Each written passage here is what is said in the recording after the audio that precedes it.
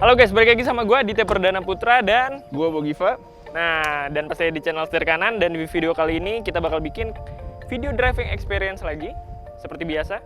Dan mobilnya apa, Dit? Mobilnya adalah sebuah SUV coupe dari Mercedes-Benz, yaitu GLC 300 AMG Line yang sudah facelift di tahun 2020 ini. Dan ini yang versi coupenya, jadi GLC itu ada yang nggak coupe, ada yang coupe ya. Dan ini versi yang coupenya, jadi dia lebih sporty. Bisa dilihat ya, velgnya dan segala bentuk roofline yang ada itu. Kelihatan ini adalah versi sportinya dari GLC. Yes, bener banget. Udah, hari ini kita bakal driving experience Dit, Ya, kita cobain semuanya. dari performance, Kenyamanannya, rasa berkendara, dan penumpang juga nanti dari gua. ya. Jadi daripada lama-lama mending kita langsung aja. Langsung aja yuk, ikutin kita.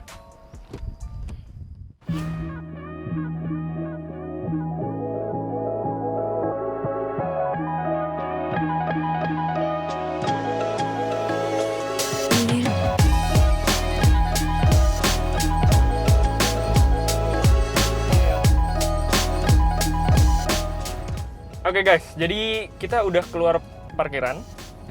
Dan sekarang kita udah di jalan raya untuk seperti yang tadi kita bilang, kita ingin merasakan rasa berkendara dari GLC 300 Coupe ini. Dan kali ini konfigurasinya si Adit yang nyetir, gue yang jadi penumpang. Yes, betul. Jadi karena ini beda case sama yang kemarin, jadi biarkan saja si Adit yang nyetir. Gue mau nge-review sebagai penumpang. Jadi kita ngomongin apa dulu, Dit? Kita mungkin lebih ngomongin, ini karena masih macet juga, jalannya masih padat. Impresi pertama aja dulu kali ya, pada saat gue masuk mobil ini dan gue nyetir. Yang pertama gue rasain adalah enaknya nih mobil dengan gaya SUV, pastinya SUV coupe ini. Dia visibilitasnya karena dia jadi tinggi, menurut gue nih enak buat pengemudi gitu. Meskipun bentuknya sebenarnya kayak tadi gue bilang, apa semacam sedan yang ditinggiin. Tapi ternyata ngefek, jadi tetap nggak rasa sedan gitu. Benar. Tapi juga nggak selimbung dan setinggi SUV biasanya gitu. Itu yang benar-benar gue ngerasain, dan gue ngerasanya walaupun ini mobil terbilang dimensinya besar ya, kan kelihatannya gemuk banget ya mobil. Ini mobil ya udah kayak emang bener-bener gue bawa sedan pada normal, pada biasanya gitu. Karena basicnya emang C-Class, Dit. C-Class ya. Jadi nggak gede-gede banget, tapi nggak kecil-kecil banget juga. Kayak mobil standar ya, apa small medium gitu. Iya benar-benar. Cuma tongkrongannya ada SUV. Betul. Siapa lagi dari segi lo mengendarai? Dari segi gue mengendarai itu tadi pertama. Terus yang kedua adalah gue suka, ya ini udah basic lah ya, Mercedes-Benz tuh kekedapannya tuh luar biasa. Cuman memang gue ngerasanya memang lebih ada suara noise dari aspal karena mungkin bannya lebar ya. Bannya lebar dan diameternya gede. Nah, jadi itu travel distance bannya tuh gede, napaknya banyak. Jadi itu ada sedikit noise masuk ke dalam. Ya, cuman masih bisa ditolerin lah. Noise-nya tuh nggak yang mengganggu, tapi memang lebih ada ambience suara jalan gitu. Jadi selain ya kalau misalnya suara mesin yang kadang kalau lagi digas juga pasti masih masuk, betul. Terus ada suara-suara ban yang sedikit lebih berisik dibanding Mercy kalau yang sedan. Yang lainnya gitu ya. Oh ya, ngomong-ngomong soal suara mesin, dengar-dengar nih mobil punya fitur suara mesin yang suara knalpot. Suara knalpot. Jadi nanti mungkin kita bisa coba pada saat kita tes performanya sekalian gitu ya, karena ini jalannya masih padat, masih rame. Jadi menariknya mobil, mungkin karena mobil cuma 4 silinder, tapi dia pede dengan tenaganya yang bisa dibilang ya memang tidak kencang banget, tapi oke gitu buat sebuah mobil sebesar ini gitu. Itu dia dibantu sama suara-suara yang muncul pada saat kita menggunakan mode sport atau sport plus. Suara itu keluar dari speaker Burmester di mobil ini. Jadi suara knalpot nih.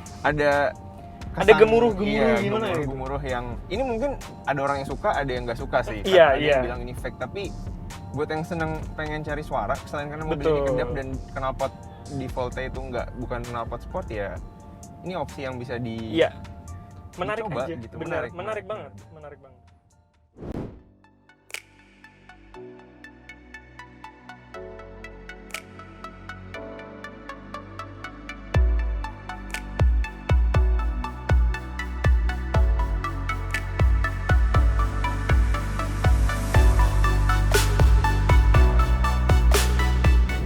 Nah itu tadi mungkin sekilas impression dari si Adit sebagai pengemudi.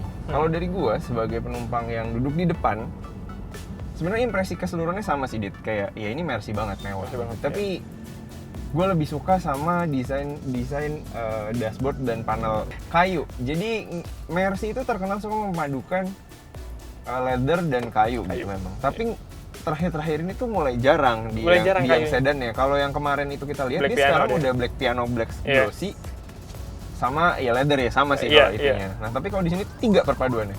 Jadi leathernya ada, glossy-nya ada di sini, meskipun bukan piano black ya, dia yang kayak kesan metalik gitu. Metaliknya. Tapi aksen kayunya juga masih ada. Jadi kayak masih Mercy yang generasi klasik.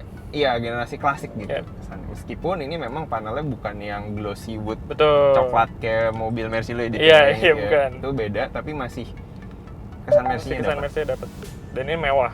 Dan mewah, pasti mewah. Terus wah, ini juga gue baru mau cerita, tiba-tiba dia bunyi gara-gara tadi ngomong Mercedes. Dia merasa terpanggil, Bob. Iya, tuh kan muncul lagi nih. Jadi gini, mobil ini itu udah dilengkapi MBUX. Iya.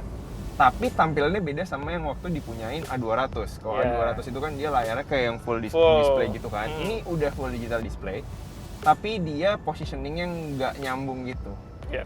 Dan layarnya itu ya infotainment sendiri sama panel controlnya, panel infotainment sendiri. Cuman ya dari segi fungsi semua sama. Terus? Nah ini gue baru keinget, Bob. Apa tuh? Karena gue merasa ada salah satu fitur, tapi ini mungkin menurut gue pribadi doang sih ya. Gue ke distract sama adanya head-up display yang ada di kaca sejajar dengan pengemudi gue. Kenapa malah ke distract? Biasanya kan itu malah seneng kan orang biasanya, biasanya atau itu jadi mempermudah benar. Atau karena emang ini juga futuristik dibilangnya kan. Tapi gue terkesan karena ya gue pandangan gue ke depan, tapi ada kecepatan kilometer per hour-nya ini kan muncul nih di kaca depan. Jadi sometimes gue suka ke distract aja gitu. Mungkin karena sesuatu hal yang baru menurut gue. Jadi gue suka tertujunya sama hal yang malah jadi pengen baca ya. Iya, padahal malah jadi harusnya lo lihat jalan tapi itu ngelirik aja, tapi ini jadi kebalik nih. Jadi pengennya lihat itu. Betul. Jalannya jadi ngelirik-ngelirik. Kebalik. Iya. Itu emang perlu hati-hati sih head-up display itu. Iya. Nah, terus yang gue suka ya dari Mercy pastinya dia dari setirnya aja kan dia udah banyak steering switch-nya. Jadi maksudnya kita buat ngatur masalah infotainment di tengah ataupun infotainment yang ada di speedometer ini kita bisa ngatur semua lewat setir. Jadi benar-benar mempermudah. Dan pastinya menurut gue dengan adanya steering switch ini yang sangat fungsional bisa lebih fokus dan tidak mengganggu ketika sedang mengendarai mobil ini. Terus ngomong soal steering, tadi gue notice juga ini udah pengaturan tilt sama teleskopiknya itu pakai elektrik. Jadi nggak perlu ngunci terus itu. Jadi kita udah lebih bisa elegan lah ya gitu. Dan menariknya kan ini kan elektriknya udah kursi terus five-way adjustment juga dan ada memory seat-nya juga. Nah, memory seat-nya ini dia nggak cuma nge-save buat kursinya. Jadi si steering yang kita udah set tadi itu juga ke-save, Bu. Gitu. Nyambung ya, berarti profilnya jadi satu ya? Jadi satu. Jadi pada saat kita save di angka 1 misalkan, jadi dia langsung mengatur dengan settingan di posisi kursi dan posisi setir yang kita setting di nomor 1 tersebut gitu. Oke, Bok, tadi gue sempat ngomongin apa yang gue nggak suka, terus lu juga sempat ngomongin yang lu kurang nyaman di mobil ini. Dan ini ada satu yang menurut gue bukan gue nggak suka, tapi agak disayangkan aja. Gue tidak menemukan hal itu di mobil ini gitu. Apa tuh? Terkait fitur. Jadi fitur lagi apa tuh? Fitur di mobil ini itu kan udah bisa dibilang mobil Mercy 2020 yang udah lengkap dengan Mercy lainnya. Harga di atas 1M. Tapi dia tidak bisa ditemukan yang pertama nih. Nggak ada kamera 360. Padahal nih mobil udah bisa parkir sendiri, Bob. Pantesan gue sayang banget. Gue nggak notice sih ketika tadi kita parkir segala macam kok. Dia hanya ada kamera mundur doang. Nggak kayak yang maksudnya yang tahun keluaran baru yang lainnya gitu kan udah ada tuh yang kemarin kita cobain juga kan. Padahal dia juga udah ada radar di depan tuh buat yang auto braking sistemnya itu. Udah MBUX juga pasti. Tapi sayang banget nggak ada si kamera 360 ini. Padahal dia udah bisa parkir sendiri kan. Nah itu yang pertama tuh. Yang kedua nggak ada kick sensor atau buka bagasi pakai sensor kaki. Kita tendang kaki itu. Tadi gue udah sempet nyoba. Lu mau buka tapi agak lucu jadi kayak ngapain? Tapi nggak apa-apa, dia udah elektrik juga gitu. Iya, agak disayangkan aja. Dan satu lagi yang terakhir. Apa tuh? Nggak ada lane keeping assist. Jadi ini mobil blind spot monitor ada. Terus auto braking system ada. Terus kalau misalkan cruise control juga udah ada. Maksudnya fitur-fitur keamanan kayak gitu semua udah ada. Tapi si lane keeping assist ini kita nggak nemu di GLC Coupe 300 ini. Oh, jadi memang ada, berarti perlu hati-hati. Hati-hati. Harus kembali hati-hati.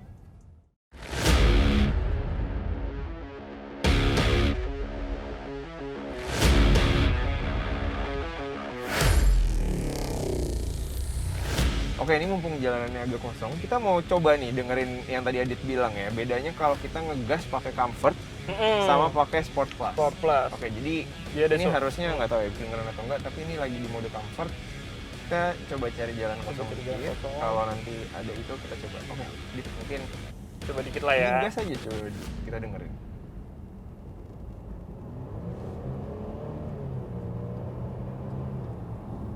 Biasa aja. Suaranya ada sih, tapi ya udah emang ya, itu suara mesin aja suara gitu. Biasa. Oke, sekarang kita coba yang Sport Plus Sport nih. Plus. Kita pengen mendengar suara yang keluar dari speaker mobil ini. Oke, ini Sport Plus ya. Yang memberikan kesan kalau mobil ini udah ganti knalpot juga. Iya. Padahal mah suara speaker. Oke, mungkin ntar nih ada motor depan kita. Oke, mungkin boleh dicoba. Coba ya. Dengerin ya.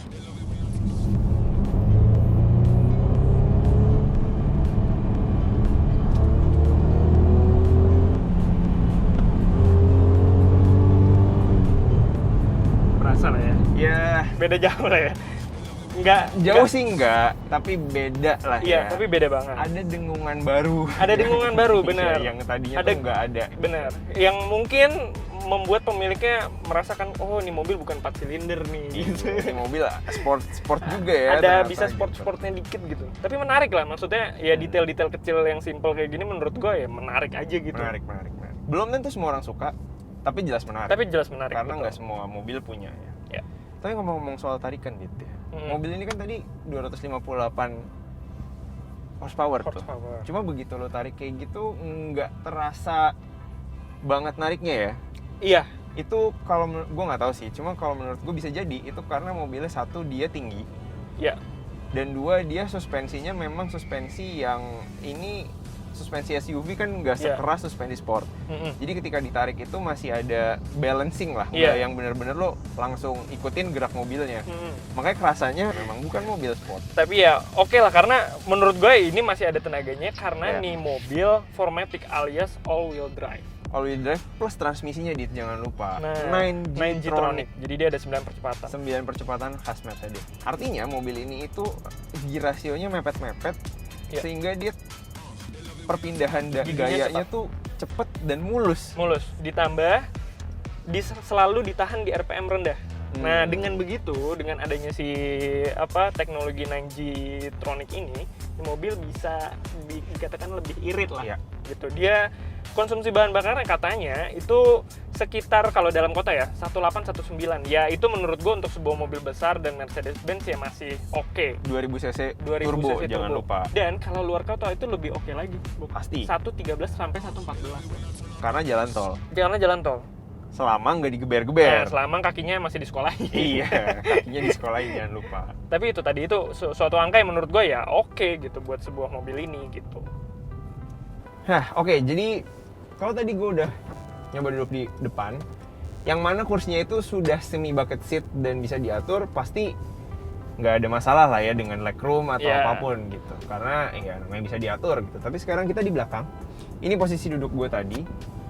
Dan sejujurnya kalau ngomong nyaman atau enggak, karena ini Mercedes udah pasti nyaman sih. Udah pasti nyaman karena juga material kursinya, terus segala ergonominya itu udah dipikirin pasti. Dan ini memang nyaman. Tapi ini adalah salah satu hal yang bikin gue suka nggak setuju dengan konsep 4-door coupe alias coupe 4 pintu. Kenapa? Karena coba dilihat. Ini tinggi gue nggak tinggi banget, 175, 177 kalau nggak salah terakhir. Segitulah.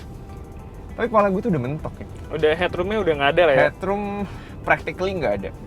Itu Kenapa gue kurang suka sama konsep 4-door coupe? Karena coupe itu kan pasti ekornya tuh melandai.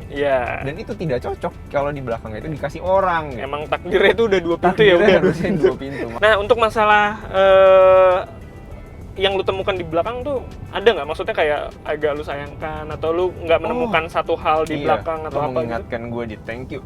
Jadi mobil ini tuh sepertinya juga masih sangat driver oriented karena bagian belakangnya selain tadi ya jangan tinggi-tinggi orangnya, juga tidak ada fitur-fitur yang mempermudah hidup kita seperti colokan USB. Nggak ada ya di belakang? Nggak ada di belakang ternyata. Gue tadi ngira di sini ada, ternyata nggak ada.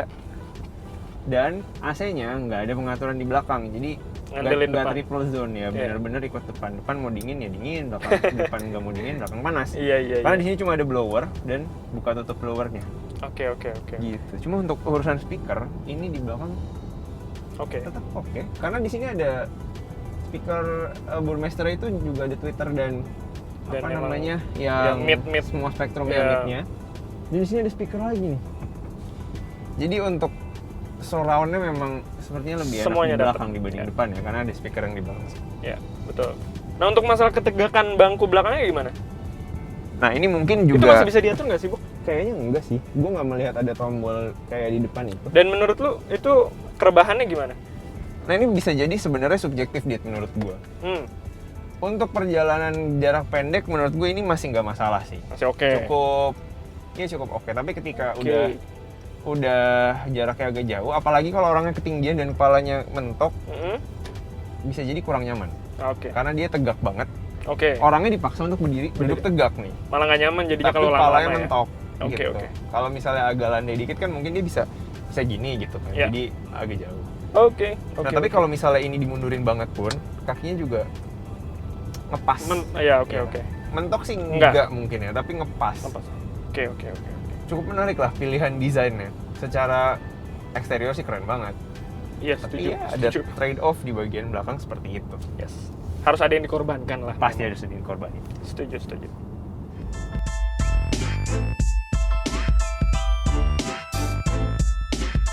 Oke, mungkin yang belum kita coba seperti biasa, Dit. Bantingan. Handling. Iya. Ini gue udah duduk depan lagi. Mari kita coba bantingannya. Ini mohon izin ya agak zigzag bentar. Iya, ini udah pakai seat belt kosong, ya. Kita coba. Ayo, terusin Dit. Terusin lagi. Gue coba agak kecepatan tinggi sambil bermanuver. Oh iya ini. Oke. Depan ada manuver lagi. Iya, ini belokannya cukup mungkin sekitar berapa ya? 30 derajat mungkin belokannya. Enak, Bu. Enak. Sejujurnya, serius. Ini tetap terasa bantingannya mungkin nggak limbung ya, tapi terasa kita ya anggaplah limbung.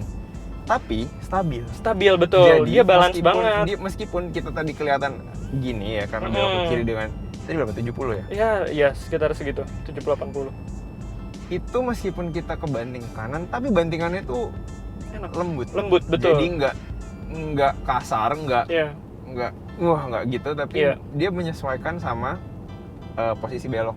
Betul. Dan selama belok itu, meskipun Adi tadi sempat ngegas, ngurangin kecepatan juga, dia nggak terus kagok. Iya betul, setuju. Dan itu tadi sih menurut gue balik lagi ke profil ban yang lebar, terus dia all wheel drive, nggak ada masalah kayak oversteer atau understeer dan sebagainya. Ban asimetrik Iya, benar. Jadi dia benar-benar pada saat lu lagi akselerasi terus dulu bermanuver, jadi gue merasanya tetap ya udah tenang aja, aman aja gitu.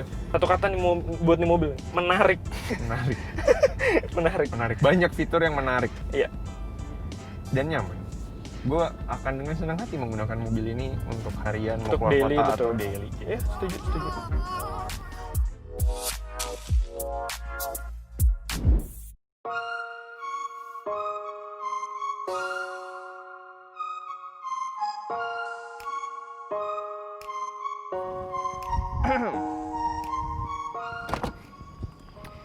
Oke, jadi kayak gitu driving experience-nya.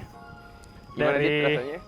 Sangat luar biasa sih dari masalah handlingnya gue suka sih. Mungkin karena ini mobil punya profil ban yang cukup lebar, jadi dan gede juga diameternya. Dan memang sebuah fun fact, dia ground clearance-nya lebih rendah dibandingkan yang SUV biasanya. Makanya dia limbungnya tuh nggak terlalu berasa lah. Nggak terlalu terguling-guling gitu ya kalau lagi belok ya. Karena memang kalau dilihat dari samping sih ini lebih kayak sedan yang ditinggiin. Iya, benar. Dibanding benar-benar SUV. Jadi buat kota sama agak jalanan yang agak jelek sedikit ini pas banget. Iya, jadi gue bisa menyimpulkan coupe itu kan terkenal nggak bisa belusukan atau nggak bisa yang dibawa di segala medan, tapi sebuah coupe di belakang kita ini bisa dipakai segala medan, tapi buat nongkrong gaya-gayaan juga masih dapat karena sporty banget. Dipakai performance sedikit juga masih bisa. Masih ya, tarikan. Bener sih.